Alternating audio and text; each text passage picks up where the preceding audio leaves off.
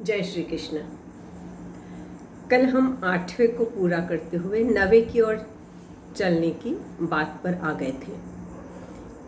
9वां अध्याय शुरू करने के पहले एक बात बताना चाहूँगी। ऐसा कहते हैं कि ज्ञानेश्वर महाराज जब समाधि ले रहे थे, सदेह जब वह समाधि के लिए बैठ रहे थे, उस वक्त उनके पास गीता का यह 9वां अध्याय ही खुला हुआ था और उसी का वह चिंतन कर रहे थे। इसलिए 9वें अध्याय को बहुत महत्वपूर्ण माना जाता है। क्यों, यह भी बता दूं। ज्ञानेश्वर महाराज स्वयं कहते थे कि यदि कोई मुझे पूछे कि 9वां अध्याय कैसा है, तो जैसे माँ की ममता कैसी है, किसके जैसी है, इसके लिए कोई उपमा ही नहीं है। माँ की ममता जैसी ही हो सकती है। या हम यदि कहते हैं कि गंगा की पावित्र जैसा और क्या है, तो गंगा की पावित्र जैसा गंगा का पावित्र ही है, उसके लिए और दूसरा कोई है ही नहीं। वैसे ही यह 9वां अध्याय कैसा है, तो ज्ञानेश्वर महाराज कहते हैं 9वां अध्याय 9वें अध्याय जैसा ही है, इसके लिए दूसरा और कोई नहीं है, दूसरी कोई उपमा ही नहीं है। तो ऐसा यह कुछ महत्वपूर्ण और अलग से अध्याय है, ऐसा माना गया, ऐसा सोचा गया। उसके पीछे कुछ कारण रहे ही होंगे जो हम देखेंगे, समझने के प्रयास करेंगे। तो 9वें अध्याय तक आते आते हमने देखा कि ऐसा क्या कुछ छूटा है जो अभी भी बताने का शेष है। विषाद से निकालने के लिए आत्म तत्व की बात कही, अविनाशी आत्मा की बात बताई।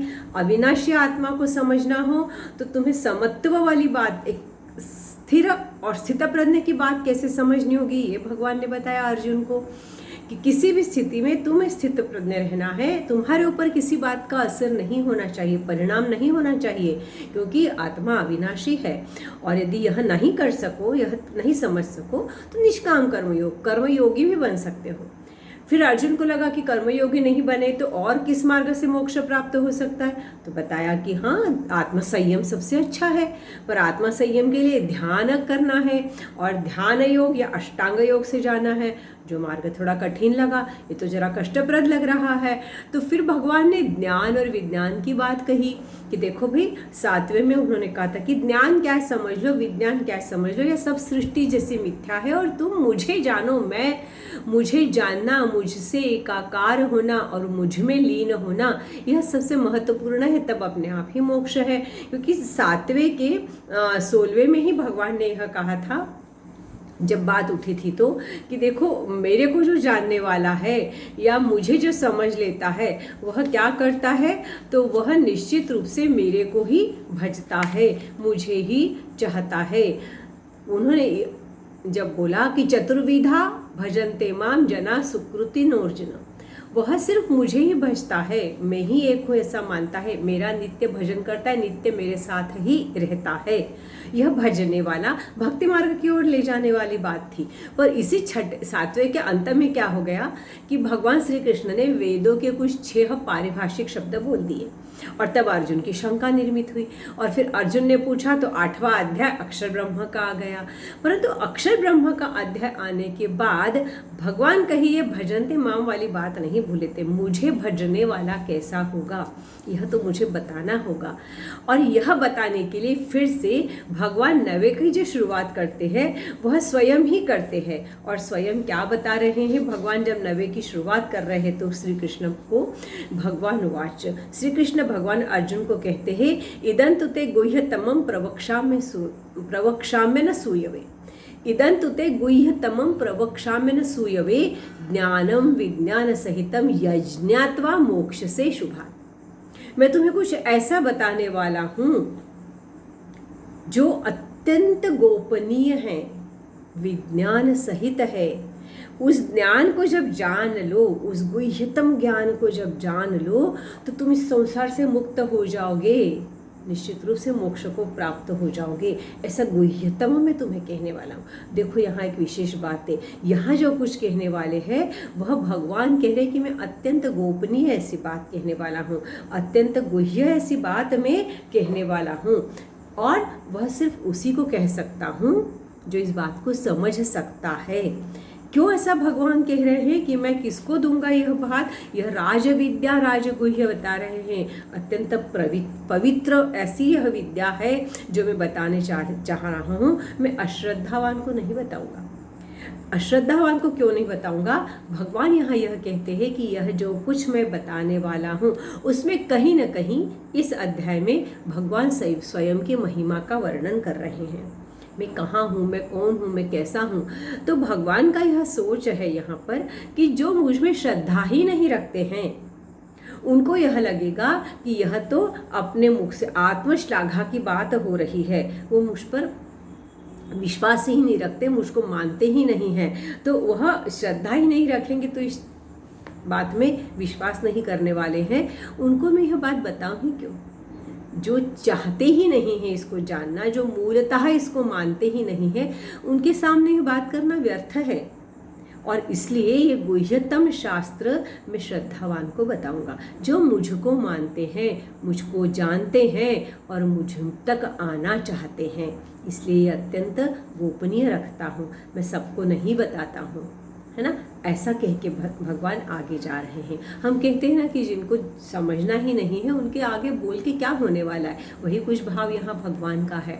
और यदि हम इस भाव को समझते हैं तो हमको श्रद्धावान तो बनना ही है। और हम यहाँ तक आते हैं, हम समझ गए हैं कि जब तक कोई श्रद्धावान नहीं बनेगा, यह जो कुछ भगवान दे रहे हैं उसको प्राप्त नहीं कर पाएगा, तो इस पूरे संसार चक्र में आनंद से नहीं रह सकता है, इस चक्र के बाहर जाने के प्रयास भी नहीं कर सकता है। इसलिए भगवान कह रहे हैं कि देखो क्या है कि यहाँ पर जो है अश्रद्धावान वह स्वयं के भोगों में लिप्त है, मुझे मानता ही नहीं है और फिर इसलिए जन्म मरण के चक्र में फंसा ही रहता है, पर उसको ये लगता नहीं है।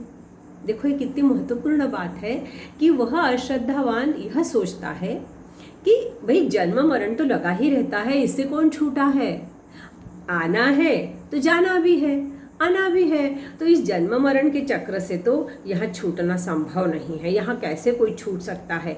ऐसे भाव लेकर वह तो यहाँ पर भोगों में लिप्त रहता है, उसकी कहीं श्रद्धा ही नहीं है, वो छूटना ही नहीं चाहता, ऐसा भी कह सकते हैं। ऐसा क्यों कह सकते कि कोई नहीं छूटता कहना ही गलत है। जो छूटना चाहता है, इस चक्र में से बाहर निकलना चाहता है, वह तो जा ही सकता है ना। पर जो नहीं चाहता है उसको यह सब कुछ कठिन लगता है, तो वो सोचता है यह तो होगा ही नहीं, जन्म मरण तो लगा ही रहेगा। पर एक बात बताओ, यह कठिन थोड़ा ही हो सकता है। इस चक्र में से निकलना और यहाँ से मुक्त होकर जाना कठिन क्यों हो सकता है? किसके लिए कठिन नहीं है? जो यह जानता है।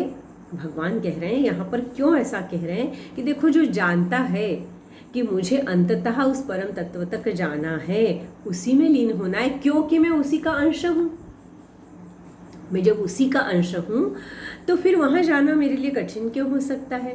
जो लहर पानी में से उठती है उसको उस लहर को सिर्फ पानी में ही समाहित होना कठिन तो नहीं लगता ना। वह मानती ही नहीं है कि यह कुछ कठिन है। उठती हूँ पर मैं उसमें लीन हो भी सकती हूँ। देखो, यदि परमात्मा के यहाँ से मैं आया हूँ तो वह मेरा घर है, वह परमात्मा ही तो मेरा है, वही तो मेरा घर है। वहाँ मुझे लौटना कठिन क्यों लगता है? अपन जब घर से दूर होते हैं तो घर की कैसी अपने को एक आसक्ति लगी रहती है। हमारी आसक्ति इस संसार में क्यों है जो हमारा है ही नहीं, जो हमारा देश ही नहीं है, ये परदेश है। ऐसा हमें जब लगता है, उस परम तत्व का, वह परमात्मा का धाम, वह मेरा धाम है, तो मेरे घर जाना मुझे कठिन क्यों लगेगा? उल्टा उस घर में जाने के लिए मेरी इच्छा होनी चाहिए, उस ओर मेरी आसक्ति होना चाहिए, उस ओर मेरा मार्ग है, ऐसा मुझे लगना चाहिए। तो फिर मुझे वह कुछ कठिन नहीं है। यह जो जानता है, यह जो चाहता है, उसके लिए गुह्यतम तत्व में बता रहा हूँ। अर्थात भगवान बता रहे हैं कि किस तरह से मुझ तक आया जा सकता है सहजता से। अपना घर मानो, अपना धाम मानो और आ जाओ वहाँ पर, यह कहना चाह रहे हैं। यह गुह्यतम शास्त्र इसमें बताना चाह रहे हैं। भगवान यहाँ बताते हैं कि देखो, मैं पहले ही कह चुका हूँ। भगवान ने लगभग 5वें, 6ठे, 7वें तक यह बात कहने की बात कही है। और भगवान 7वें में जब बात कर रहे हैं, भगवान कह रहे हैं मैंने ही सब कुछ बनाया है, मैं निर्माता हूँ, मैं तुम्हें बता चुका हूँ।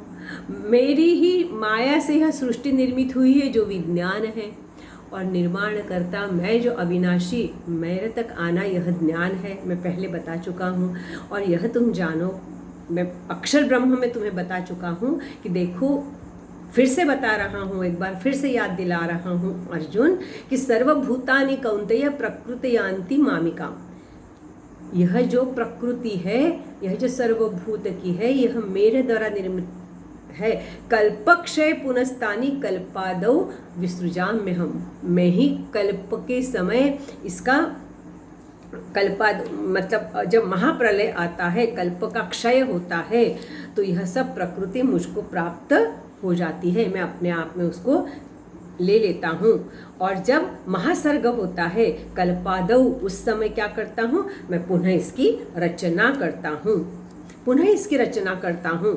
और जब पुनः इसकी रचना करता हूँ तो यह मान के चलो कि मैं ही पहले बता चुका हूँ निर्माता हूँ। और इसका इतना होने के बाद भी जो अश्रद्धावान है, जो यह नहीं मानते, वह आसुरी प्रवृत्ति के लोग हैं।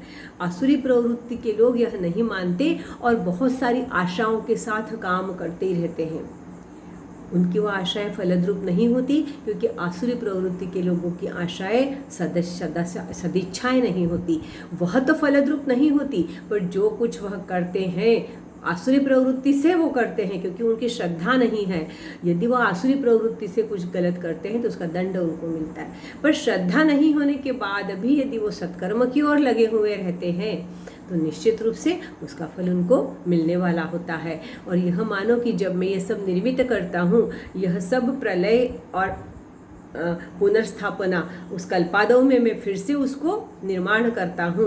यह करने के बावजूद भी यह याद रखो तुम कि नच मान्तानि कर्माणि निबंधन्ति धनंजय। क्या यह कुछ भी मेरे साथ, मैं इसके साथ बंधा हुआ नहीं हूँ। उदासीन वदासीनम असक्तम तेषु कर्मसु। भगवान इस अध्याय के उस श्लोक में कह रहे हैं 9वें अध्याय में कि मैं उन सब कर्मों से आसक्त रहित हूँ, मैं कर्म कर रहा हूँ। उदासीन वदासीनों में क्यों यहाँ बताना चाह रही हूँ कि इसका कभी कभी गलत अर्थ ले लेते। निराशा नहीं है यहाँ उदासीन होना, मतलब हमें भी भगवान आगे जाके कहेंगे कि उदासीन वृत्ति लाओ। उदासीन का अर्थ मैंने कर दिया पर उसकी तरफ अब मेरा ध्यान नहीं, उस तरफ से मैं निकल चुका हूँ, उदासीन हूँ उस बात के लिए।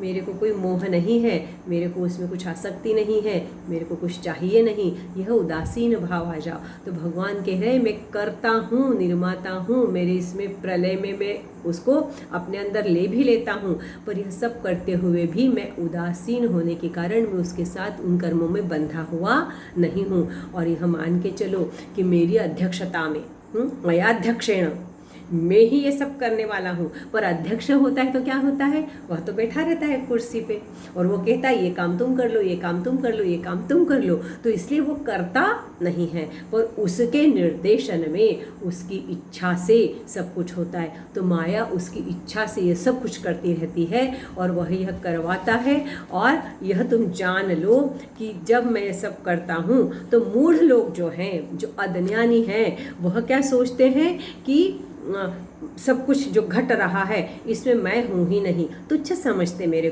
को मानते ही नहीं है। और यदि मैं मानव रूप लेके वहाँ आता हूँ तो वह एक मानव मान के मेरे साथ व्यवहार करते हैं और यह अब मेरे को उद्धार करने वाला नहीं मानते, साधारण मनुष्य मानते हैं। और जब साधारण मनुष्य मानते हैं तो फिर वह आसुरी प्रवृत्ति का कार्य करते हैं। तो इसलिए अर्जुन तुम वैसा नहीं करना, आसुरी प्रवृत्ति में नहीं जाना। तो कैसे जाना कि जो निरंतर मेरा भजन करते हैं और नित्य युक्ता उपासते, मेरी नित्य नित्य उपासना करते हैं। अब वह उपासना कैसी हो सकती है, सगुण में हो सकती है, निर्गुण में हो सकती है। और वह नित्य युक्ता उपासना करने वाला मुझ तक कैसे आता है, यह गुह्यतम शास्त्र भगवान हमको आगे बता रहे हैं। तो हम इन बातों को समझते हुए और आगे जाएंगे और हम देखेंगे कि यह गुह्यतम शास्त्र हम तक जब भगवान दे रहे हैं, अर्जुन बन के हम उसको लेने के प्रयास करेंगे। जय श्री कृष्ण।